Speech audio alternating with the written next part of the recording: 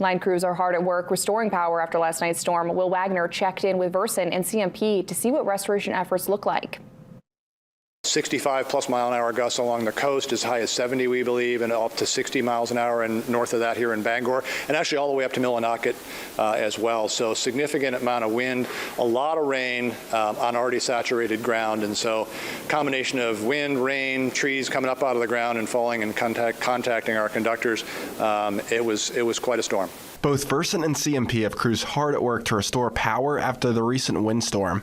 Versant's area took the brunt of the damage, with the highest winds being concentrated in eastern Maine. 180 line crews, which is our crews, and a significant number, over 100 contract crews, have joined us in this restoration to help us get it done. And it's slow at the beginning, and I get that's frustrating for folks, but what we really have to do is assess the damage and make it safe, and then we can really start to make some progress.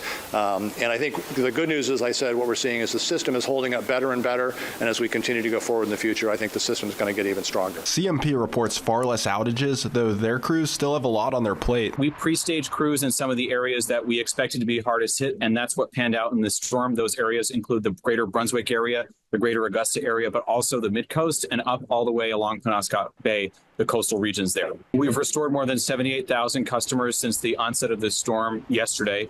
We've worked through the day today. We worked overnight last night. We're going to continue to work as safely and quickly as possible until every customer has their power back. Regardless of who provides your power, officials say to stay away from downed wires and also to give power crews ample space to do their job. The number one thing is to stay away from any downed wires. We say it with every single storm, but it's always very, very important. Downed lines can be very dangerous, so please do not touch them. Do not go near them. Stay far away until we can make repairs. Always assume there could be a crew right around the next corner and that there could be a bucket in the air, so just be aware they're out there and try to give them as much of a berth as you can so they can do their work safely. Will Wagner, WABI News.